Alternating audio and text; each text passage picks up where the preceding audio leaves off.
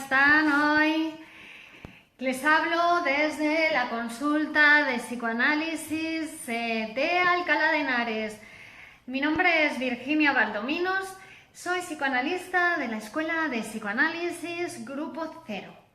Y hoy les quiero hablar de un tema que espero les guste y les interese, que es el enamoramiento y la hipnosis.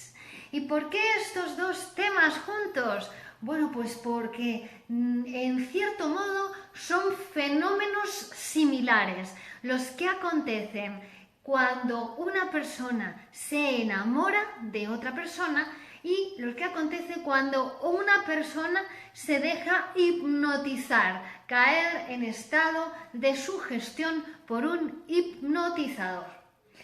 Antes de nada, queremos recordar que estamos hablando desde el psicoanálisis, que este es un espacio de psicoanálisis que se denomina psicoanálisis para todos, porque el psicoanálisis es una herramienta que todo el mundo puede utilizar, más allá de su formación, más allá de su experiencia previa, más allá de su clase social, de su nivel educativo, etcétera, etcétera. Todo el mundo puede beneficiarse del psicoanálisis porque es una rama de ese campo de la ciencia que cuida de la salud de las personas, de todo el mundo. Entonces, vamos a diferenciar entre lo que es la hipnosis. La hipnosis es un método de sugestión que ya hace mucho tiempo fue, digamos, descalificado por el psicoanálisis como método de intervención terapéutico. Era un método que se utilizaba antes de 1900, antes de la escritura del libro La interpretación de los sueños de Sigmund Freud, que es el libro donde se funda el psicoanálisis, donde se funda el objeto de estudio del psicoanálisis, que es el concepto de inconsciente, donde se funda el método psicoanalítico, que es el método de interpretación-construcción, y donde se funda la técnica del psicoanálisis, que es la asociación libre en transferencia. Dicho esto, vamos a decir que enamoramiento e hipnosis son fenómenos similares. Vamos a ver en qué se parecen y en qué se diferencian estos dos fenómenos que tan habitualmente acontecen a todos, porque ¿quién no se ha enamorado alguna vez? ¿No? ¿Quién no ha anhelado enamorarse? Pero hemos de saber que el enamoramiento es un estado transitorio de enfermedad, es decir, va a pasar, pero en el aparato psíquico de la persona que se enamora suceden cosas que digamos que le sacan un poco de la normalidad psíquica, que le sacan de la, ¿no? Que podríamos decir que hay una cierta enfermedad transitoria, como decimos, y vamos a explicar ahora en qué consiste.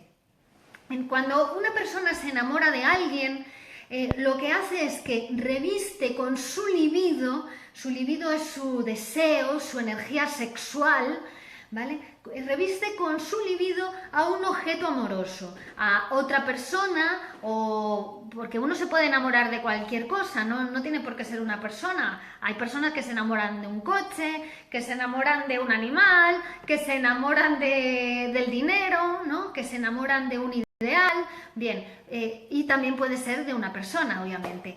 Entonces, cuando esto sucede, lo que ha pasado es que, psíquicamente hablando, hemos rodeado con nuestra libido, con nuestra energía sexual, con nuestro deseo a ese objeto, persona, ideal, ¿no? Lo hemos envuelto con nuestra libido. ¿Y qué es lo que sucede? No solamente sucede eso, no solamente hay una elección de objeto, sino que cuando uno se enamora aparece una sobreestimación de esa persona de la que nos hemos enamorado. Que aparece una sobreestimación significa que vemos en esa persona cualidades preciosas, maravillosas, magníficas, ¿no? Cualidades que tendemos a exaltar, pero no porque realmente sean cualidades de la persona o del objeto, sino que por el estado transitorio en el que nos encontramos le atribuimos esas cualidades que realmente no tiene, ¿vale? Es una atribución que le hace el enamorado al objeto del que se ha enamorado. Y por qué se le hace esta atribución?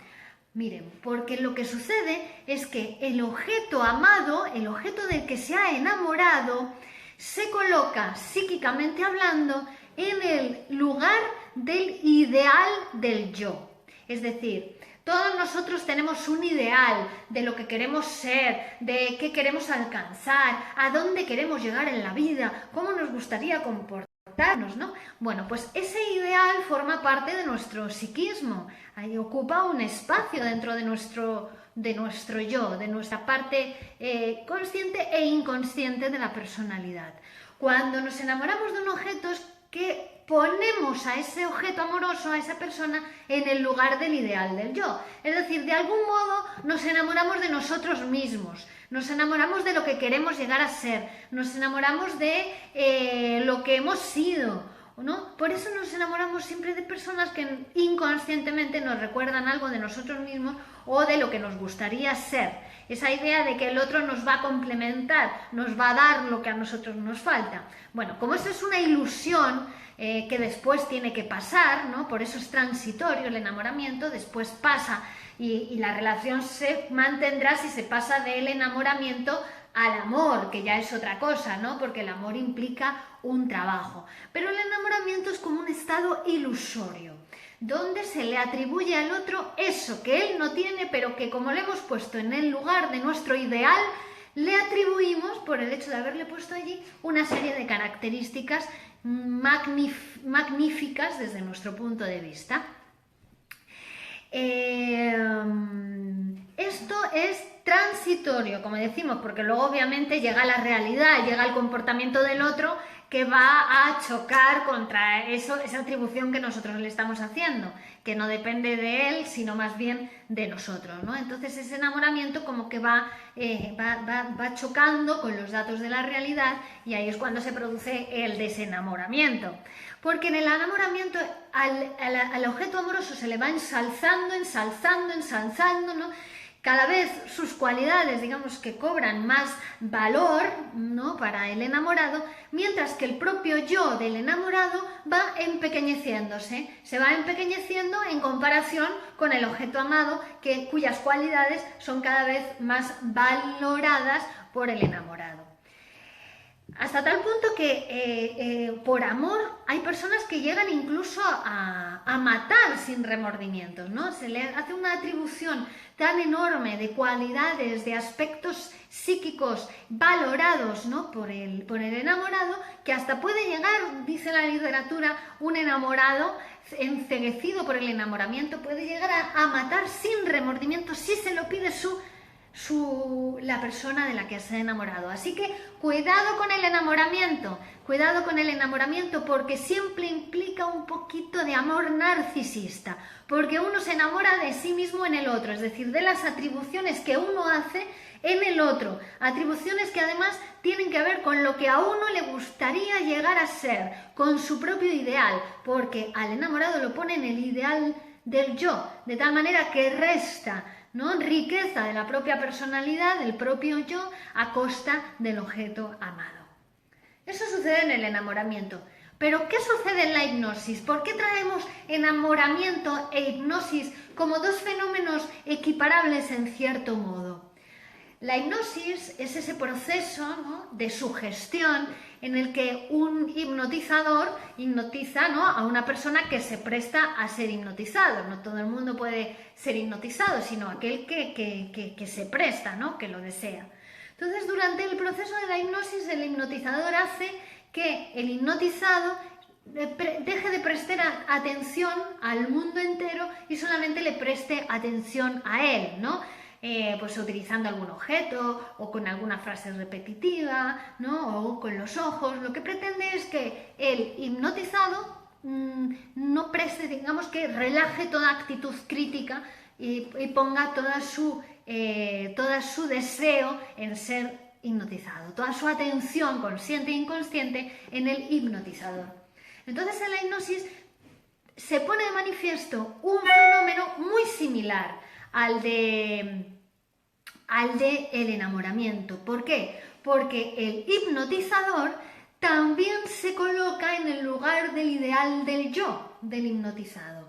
Es decir, también el hipnotizado va a hacer una atribución de cualidades al hipnotizador necesaria para poder ser hipnotizado, si no, no puede ser hipnotizado. Es decir, es el mismo fenómeno que se produce en el enamoramiento. Es como si también estuviera enamorado del hipnotizador, en una situación ficticia, en una situación provocada por el propio hipnotizador que le pide objetivamente al hipnotizado que deje de prestar atención a cualquier otro estímulo que no sea él. Es como una situación artificial en la que podemos ver de una manera todavía más clara ese fenómeno que también se produce en el enamoramiento. Pero también hay una diferencia más, y es que en el enamoramiento el fin que se persigue del enamorado, ¿no?, hacia el objeto amado es un fin sexual. Lo que se pretende al final es tener una relación, ¿no?, con ese objeto amado. En el caso de la hipnosis no existe este fin sexual, es otro fin el que se persigue, pero el fenómeno psíquicamente hablando es exactamente el mismo.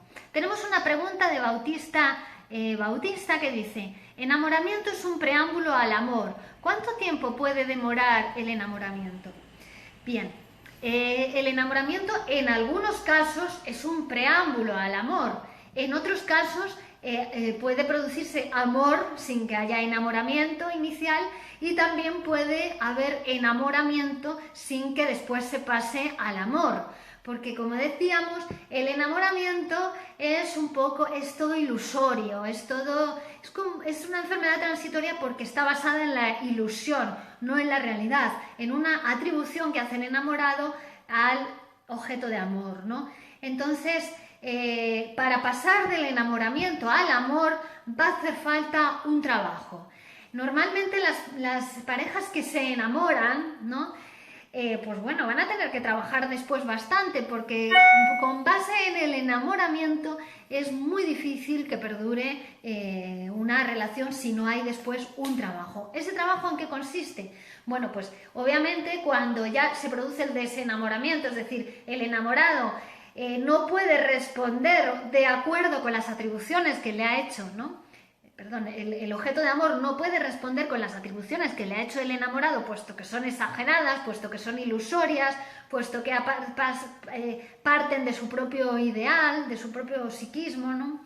Pues entonces, en cuanto empiezan los datos de la realidad, empiezan a contrarrestar, a contraponerse a esas atribuciones, se produce el desengaño, el desenamoramiento. No es quien yo imaginaba, no es quien yo creía que era. Obviamente, porque usted se había enamorado de sí mismo, de su propio ideal, no de esa persona que tiene enfrente. Entonces, el trabajo que hacen estas parejas es precisamente es un trabajo para poder incluir al otro en su vida. Y esto que parece sencillo es lo que más nos cuesta a los seres humanos: incluir y tolerar a las otras personas en nuestra vida.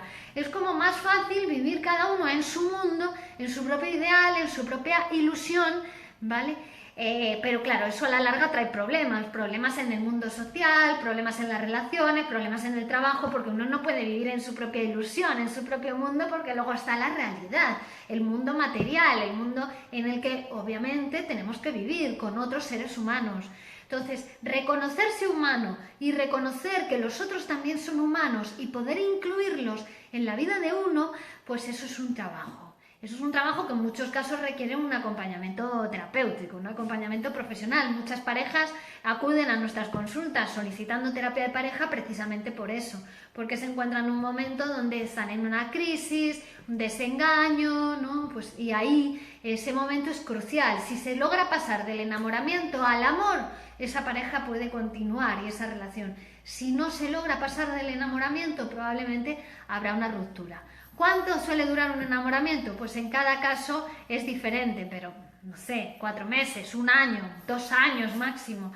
Más de eso, el enamoramiento es difícil que perdure porque, bueno, como decimos, pues datos de la realidad para chocar con esta ilusión van a proceder. También vamos a decir que el enamoramiento va disminuyendo cada vez que se logra una satisfacción sexual.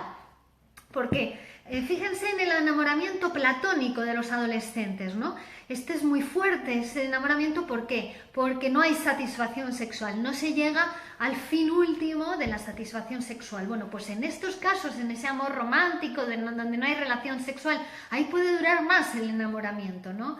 Es tan platónico, pero cuando hay encuentro sexual, cuando hay satisfacción de la necesidad sexual, digamos que baja el nivel de enamoramiento, de ilusión, y se incluye más la realidad, cosa que es pues verdaderamente más óptima, ¿no? para uno, para salir de ese estado de ilusión.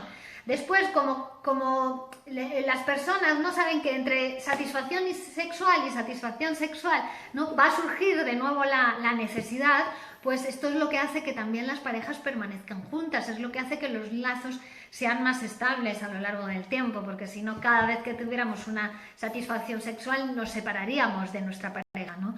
Entonces, por eso, digamos que las relaciones se van consolidando.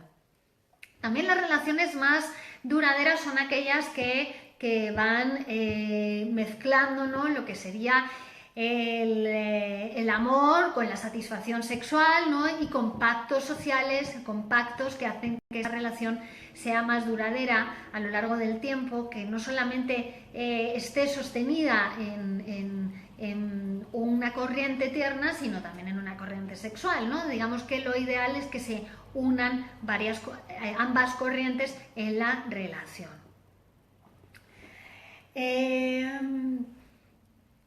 Muy bien, no sé si he respondido a tu pregunta, Bautista.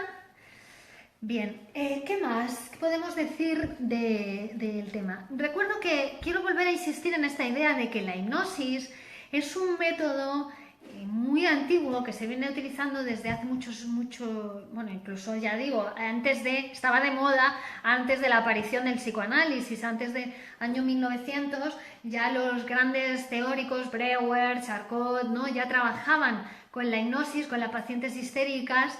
Pero cuando Freud comienza sus investigaciones psicoanalíticas trabajando con estos maestros, pues ya se va dando cuenta que no, que la hipnosis sirve eso para sugestionar, como para enamorar al hipnotizado, pero que eso no es un método terapéutico que vaya a transformar a la persona ni su problemática, ¿no? Y por eso ahí Freud pues descubre, digamos, describe el psicoanálisis en el primer libro que publica como psicoanálisis, que es La interpretación de los sueños, ¿de acuerdo? Que es el libro con el que nace el psicoanálisis, porque ahí se describe por primera vez el objeto de estudio del psicoanálisis, que es lo inconsciente, el método de psicoanálisis, que es el método de interpretación, construcción, y la técnica psicoanalítica, que es la asociación libre en transferencia con el psicoanalista. Es decir, que en el psicoanálisis no ocurre lo mismo que en la hipnosis, ¿vale? Es otro método totalmente diferente. En el psicoanálisis uno va a hablar todo lo que quiera con un profesional sin ser juzgado por los contenidos que dice, porque no se trata de reflexionar, se trata de observar todo lo que a uno le pasa por la cabeza, ¿vale? Porque usted sabe cuántas cosas le pasan por la cabeza a lo largo del día y sabe con qué tienen que ver esas cosas que le pasan por la cabeza. Pues no lo sabemos, hasta que usted no lo ponga en el diván, no sabemos con qué tiene que ver. Y sin embargo, todas esas cosas que le pasan por la cabeza le afectan a su vida diaria, le afectan emocionalmente, ¿no? Usted puede levantarse estupendamente por la mañana, va a trabajar y no sabe muy bien por qué, tiene un recuerdo que no sabe dónde estaba guardado, ni por qué eso ha aparecido en su conciencia, y ese recuerdo le trae un sentimiento, bien sea de tristeza, de angustia, de lo que sea, y le estropea todo el día. Y ha sido algo que no sabe muy bien de dónde procede. Bueno, pues eso es porque lo inconsciente, que hay un montón de contenidos en nosotros inconscientes, bien porque han sido reprimidos, bien porque fueron inconscientes siempre, y así se constituyó nuestro aparato psíquico, que como lo inconsciente no se puede hacer consciente, ¿no? Entonces busca, digamos, que aparece en nuestra conciencia de manera disfrazada, de manera deformada. Todos los recuerdos que nosotros tenemos, y un día vamos a hacer también un vídeo acerca de esto, de los recuerdos encubridores, porque todos los recuerdos que nosotros tenemos son encubridores de alguna verdad, pero hay que averiguar cuál es, porque ya cuando llegan a nuestra mente lo que recordamos ya está totalmente deformado, transformado, disfrazado. O sea, que no se fíen mucho de sus recuerdos ni de su memoria, porque ya está transformado, ya está disfrazado. Habría que analizarlo para ver con qué tiene que ver eso, ¿vale? Y por qué le producen los sentimientos y los afectos que le producen. Bautista dice: la identidad sexual del niño se construye socialmente en el tiempo, mas no con su origen físico de hombre o mujer. Exactamente.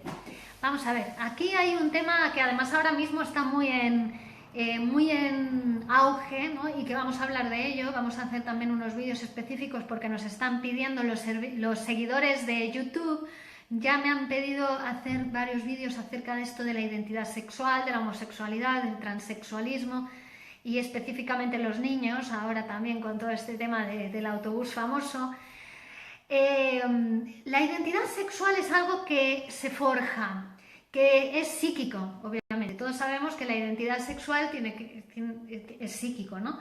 Una cosa es la base biológica y otra cosa es la identidad psíquica. Pero tiene un fundamento biológico, obviamente, y la realidad es que existe una diferencia sexual. Existen hombres y existen mujeres, y que además existen hombres y mujeres porque somos una especie mortal, una especie que se tiene que reproducir por sexuación para que la especie siga viviendo, para seguir procreando, ¿vale? Entonces hay algo inmortal en nosotros que es la especie, que la especie perdura y continúa, pero después somos mortales, es decir, que tenemos un tiempo limitado de vida, ¿no? Pero ¿qué sucede? La identidad sexual, es decir, cuando nos forjamos, esto es algo psíquico que se produce en nuestra infancia y que después se va a repetir muchas veces en nuestra vida. Porque en todos nosotros, seamos mujer o seamos hombre, existe una parte femenina y una parte masculina. En todos nosotros se ha tenido que conformar, estructurar y forjar nuestra masculinidad y nuestra feminidad. Es por eso que, por ejemplo, la escritura, que se escribe siempre en posición femenina, ¿no?, puede ser realizada por un hombre, ¿no? El arte en general suele ser en posición femenina, y sin embargo hay muchos hombres artistas, ¿no? Quiero decir que el tema de las posiciones sexuales, posiciones psíquicas, quiere decir que tanto un hombre como una mujer lo tienen que forjar.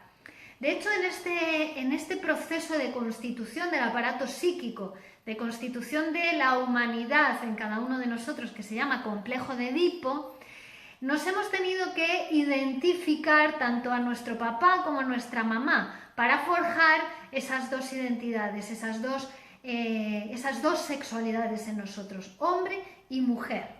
Y esto no solamente es a nivel psíquico, también en orgánicamente, biológicamente, tenemos cromosomas X, cromosomas Y, tenemos hormonas masculinas y hormonas femeninas, todos nosotros, hombres y mujeres. Pero quiero decir que la sobredeterminación, es decir, el que uno al final se sienta más un hombre o más una mujer, o en un momento determinado sea más un hombre o una mujer, porque eso es lo deseable, ¿no?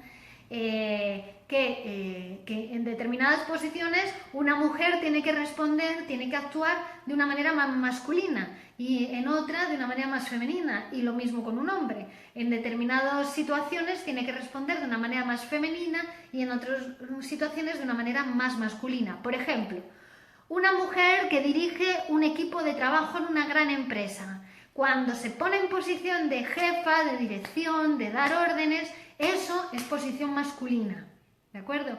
Cuando se pone en posición de escuchar a un miembro de su equipo que está teniendo un problema con un compañero, ¿no?, y le tiene que escuchar tipo mamá o tipo, ¿no?, reconfortar a esa persona, eso es posición femenina. para que ustedes lo entiendan, es algo así como masculino es activo, femenino es pasivo, pero no es para denigrar lo pasivo, porque lo pasivo requiere mucha actividad.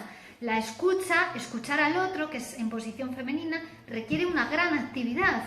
Escribir, por ejemplo, que es en posición femenina, requiere una gran actividad. ¿Y por qué es en posición femenina escribir? Bueno, porque el acto de la escritura es un resultado de un proceso de elaboración de la lectura. Es decir, primero hemos tenido que leer y después dejarnos atravesar por eso que hemos leído y dejar que nuestra mano escriba, ¿no? Porque ahí cuando escribimos nos damos cuenta de lo que hemos leído, de lo que hemos aprendido, ¿no? Cuando podemos dar cuenta para que otro sepa acerca de eso. Entonces, como veis, posiciones femenina, masculina, son para hombres y para mujer. Todos nosotros tenemos una parte masculina y una parte femenina. Igual que también tenemos en todos nosotros que forjar un padre y una madre, ¿no? Una posición de cuidar a los demás de una manera de madre dadora, de darlo todo, de proteger, ¿no? De dar alimento, de dar calor, de dar... Todos también tenemos en nosotros una madre y también un padre, ¿no? Visto como esa persona que pone la ley, que pone ¿no? los límites de hasta dónde se puede llegar y hasta dónde no se puede llegar. También en nosotros hay que forjar un padre porque si no va a haber determinados trabajos en la realidad social que no vamos a poder hacer, ¿no?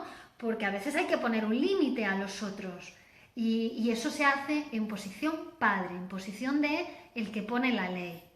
Bueno, pues como ven, somos mucho más complejos de lo que parece, no somos solamente un hombre, una mujer y ya está. Somos una complejidad, por eso somos sujetos psíquicos complejos, porque nuestro aparato psíquico está conformado por distintas instancias, por distintas posiciones psíquicas, por diferentes mecanismos, somos muy flexibles, hay que tener en cuenta la realidad en la que uno está, no se puede hablar de la misma manera con todas las personas, hay que darle al otro lo que necesita que se le dé. Si es un límite, hay que ponerle un límite. Si necesita reconfort, pues entonces le vamos a reconfortar. Si necesita que se le dé una orden, vamos a hacerlo en posición masculina. Y si necesita ser escuchado, lo vamos a hacer en posición femenina. ¿Ven? El éxito va a depender en el manejo que tengamos en la utilización de esas posiciones sexuales o psíquicas que existen como posibilidad en cada uno de nosotros. Cuando una de estas posiciones está muy reprimida en una persona, sea su parte femenina, su parte masculina, suelen aparecer problemas en la realidad. No puede dirigir al equipo de trabajo, o es demasiado dominante, autoritario, o le surgen problemas con los jefes, siempre acaba discutiendo, etcétera, ¿no? Entonces en el caso de esa persona, bueno, pues hay que trabajar un poco para su crecimiento personal y profesional. ¿Qué significa? Bueno, pues ver, ¿no? Dejar salir algunas cosas de él porque hay una parte de sí mismo que está muy reprimida. ¿De acuerdo? Bien. El tema volviendo al tema del enamoramiento, vamos a ir relacionando estas cuestiones que están saliendo: enamoramiento, hipnosis, identidad sexual, sexualidad, complejo de Edipo. Para decirles que el enamoramiento, el primer amor que todos hemos tenido, la primera persona de la que nos hemos enamorado, ¿saben ustedes quién era? ¿Saben ustedes quién es ese primer amor para todos, tanto hombres como mujeres? ¿Quién fue su primer amor? ¿Lo saben? ¿Podrían responder a esta pregunta?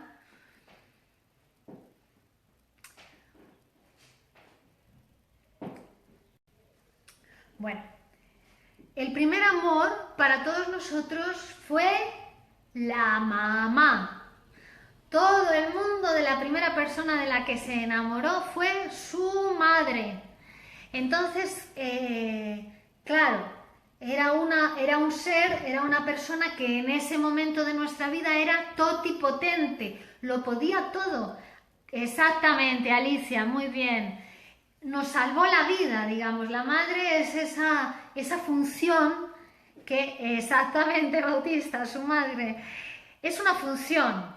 Ser madre es una función, ser padre es una función. Es decir, que madre es la persona que le salvó la vida. A usted fue su mamá, a Alicia fue su mamá, mi fue mi mamá, pero también hay personas que le salva la vida el fraile del convento, ¿no? Y hace de madre, es decir, que no tiene por qué ser la madre biológica, para que vayamos separando esto de las funciones de lo biológico, ¿no? Porque son cosas distintas. Entonces, esa persona, esa función que nos salva la vida es la madre. Entonces, es la primera persona de la que el niño se enamora, porque llora, tiene hambre, llora y enseguida llega la madre y le pone el pecho para que el niño mame. Tiene frío y llega la madre, lo acuna y le da calor y el niño se queda dormidito, tan a gustito con su madre, ¿no? Incluso la madre en ese momento, cuando el niño es un bebé que todavía no tiene completamente desarrollado lo que es su sistema inmunológico de protección del organismo, su sistema de protección es la madre. La madre es la que lo protege porque el niño todavía no tiene completamente desarrollado el sistema inmunológico. Es por eso que es tan importante que la salud psíquica en este momento de la madre sea buena, porque lo que le pasa al niño depende de la madre absolutamente en este momento de su vida, cuando los niños son bebés. De hecho, nosotros a quienes atendemos cuando los niños son muy pequeños y tienen problemas es a los padres, ¿no? Porque tiene tanto que ver con los padres como que el niño todavía no tiene su psiquismo desarrollado. Entonces, primer objeto de amor, la madre. Enamoramiento total. Y de la madre al niño, cuidado, que la madre también está enamorada totalmente del niño. Al principio son uno, la madre y el niño, una célula, una sola célula, narcisística encima, son uno. Después ya se van a tener que separar. ¿Y quién aparece? ¿Quién es el que interviene para separar a la madre del niño? ¿Saben quién es? La primera persona que se interpone entre la madre y el niño y quien los separa. Venga, respondan. Respondan, ¿quién fue esa primera persona? Efectivamente, ya están todos pensándolo. Yo lo sé, que todavía no ha llegado la respuesta, pero yo sé que ustedes saben quién es la primera persona que se interpone entre la madre y el niño. Es el padre. Muy bien, Alicia, exactamente. Es el padre el que le dice al niño, pasado, pues bueno, ya empieza con 3 añitos o así, ¿no? Que el niño se da cuenta de la existencia del padre, porque es el que le dice, con tu mamá no. Bueno, al principio el niño se da cuenta porque la madre mira hacia otro lugar. Hay un momento en que el niño ya ve que la mirada de la madre se desvía de él, que él no es la única pasión, el único objeto de la madre, ¿no? Sino que también está el padre. Y ahí el niño, ahí aparecen muy drástico para el niño, aparecen los primeros celos, las envidias, ahí, tanto que después todos los celos y las envidias que nos van a pasar a lo largo de la vida de adulto, todos se remiten a esos celos infantiles. Pues hay que tener tanto cuidado con los celos y la envidia porque son sentimientos profundamente infantiles. Claro, la pareja, pero la pareja de la madre, ¿no? Es el que interviene, es el padre, porque no tiene por qué ser el padre biológico, sino todo aquello que hace que la madre desvíe su mirada del niño es el padre. También puede ser el trabajo de la madre, el que haga la función de padre, es decir, todo lo que desvía la mirada del niño. A partir de que interviene el padre, la mamá y el niño se separan. En vez de ser uno, una sola célula, ya hay 2 personas, es decir, tiene que aparecer el tercero, tiene que haber 3 para que empiece a haber 2. Si no aparece el tercero, madre y niño permanecen unidos para siempre y ahí empiezan a haber problemas, enfermedades, patologías seguras. Tiene que aparecer padre. Cuando algunas personas llegan a la consulta de psicoanálisis porque les falta padre, es decir, tienen muchos problemas en la realidad, incluso de adultos, porque les falta padre y tienen que construirse un padre en su psicoanálisis. Es decir, pueden tener un padre en su casa, un señor que es su padre, pero no tienen un padre psíquico, es decir, les falta ley, les falta límites, separación de esa madre totipotente que ya no está, que era una cosa de la infancia hasta los 3 años y después dejó de existir. Uno ya tiene que salir al mundo y ya no existe esa madre totipotente. ¿De acuerdo? A ver, Alicia dice... Claro, el niño se percata que la madre tiene otros deseos además del niño. Exactamente, perfecto.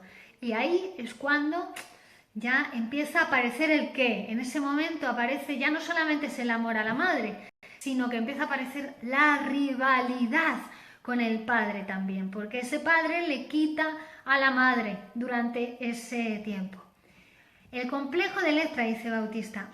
Mira, los dos, tanto lo que le pasa al niño como lo que le pasa a la niña, son complejos de Edipo. Lo de Electra se utilizó, algunos discípulos de Freud lo utilizaron, pero Freud no lo utiliza nunca. Él habla del complejo de Edipo tanto para el hombre como para la mujer, porque en todos nosotros, como os he dicho, tenemos que constituir la posición femenina y la posición masculina, y todos pasamos por los mismos pasos, solo que la posición femenina implica, digamos, un trabajo más, tanto para el hombre como para la mujer. Pero todos tenemos, primero elegimos a la madre como objeto de amor, nos identificamos con el padre y también rivalizamos con él, ¿no? Después hay que elegir al padre como objeto de amor y nos identificamos a la madre y también rivalizamos con ella, ¿no? Ahí constituimos la posición femenina. Y después ambos tienen que separarse del padre y la madre para salir al mundo hacia otros hombres o hacia otras mujeres, ¿vale? Pero todos pasamos por complejo de Edipo. Alicia preguntó antes, ¿la adopción da cuenta de la importancia de la función? Exactamente, Alicia, muy bien, porque no es tanto la biología, sino que otras personas pueden ejercer la función padre y madre. De hecho, nosotros todos los días, cuando uno está en el mundo, ¿no?, tiene que hacer de padre y de madre en diferentes momentos del día, no solamente con tus hijos biológicos, tienes que hacer de padre y de madre, sino como estábamos viendo en el trabajo, uno tiene que hacer de padre y de madre, con el cliente a veces uno tiene que hacer de padre y de madre, a veces hay que decirle lo que tiene que hacer al cliente, a veces no, a veces hay que escucharle simplemente, ¿no? Por eso es recomendable tener cierta fluidez y cierto manejo de esas posiciones, porque a uno le va a ir mucho mejor en la realidad social si se maneja bien tanto en la función padre, como en la función madre, como en la función hombre o función mujer. ¿De acuerdo? Entonces esto es una complejidad. Quedarse detenido solamente en una forma de la sexualidad, yo es que soy muy hombre, o yo es que soy muy mujer, y yo voy por la vida siempre de mujer, o yo siempre voy por la vida de hombre, de macho, o yo soy una mujer y entonces me opero y me cambio de sexo, ¿no? Hay que estudiar cada caso, ¿vale? No lo tomemos al pie de la letra, hay que estudiar cada caso, pero estamos en el siglo XXI, está totalmente separada la biología de la función, volver atrás a transformar el cuerpo para cambiar la psique, eso ya está desechado. Se hace hoy en día, sí, porque hoy en día conviven en la misma ciudad pensamientos primitivos y pensamientos súper avanzados, ¿no? Porque no dejan de desaparecer, no dejan de existir los pensamientos más primitivos de la humanidad, porque de alguna manera están en todos nosotros, ¿no? Por el hecho de ser hablantes, todo eso, toda esa historia de la humanidad está en nosotros. Pero depende de nosotros el que respondamos de una manera primitiva o de una manera más salvaje o más mágica, mágico-animista o más religiosa o más científica o más psicoanalítica. Eso ya depende de cada uno del trabajo que haga, y además es cada vez que tengo que tomar una decisión, cada vez que me enfrento a un acto en la realidad, cada vez que tengo que interpretar un hecho, que lo puedo hacer de una manera más arcaica o lo puedo hacer de una manera más moderna, más vanguardista, más psicoanalítica, ¿no?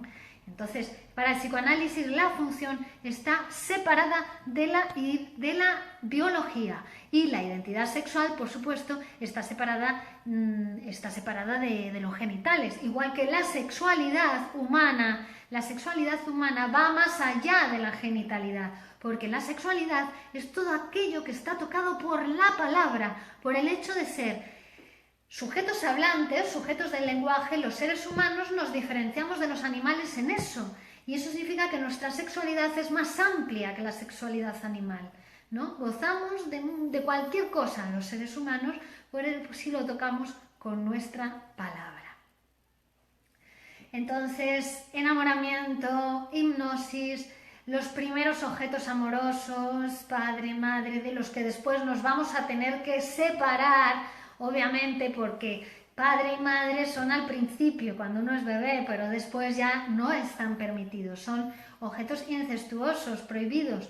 Pero ¿qué pasa? Que esas primeras relaciones, esos primeros deseos, no desaparecen en nosotros, se reprimen. Y que se reprimen significa que se lanzan a lo inconsciente, se alejan de nuestra conciencia, porque claro, en nuestra conciencia no está permitido desear a la madre, ni tener hostilidad hacia el padre, ni viceversa, no está permitido, está nuestra moral que nos prohíbe eso, ¿no? Entonces se lanzan a lo inconsciente, pero no desaparecen, siguen ejerciendo un efecto poderosísimo desde nuestro inconsciente, que además, como a nuestra moral no le podemos engañar, porque la moral tiene ojos hacia adentro y ojos hacia afuera, es decir, la moral también sabe de nuestros propios deseos inconscientes, bueno, pues se producen unos conflictos psíquicos en los seres humanos tremendos, unos conflictos psíquicos que en muchos casos dan lugares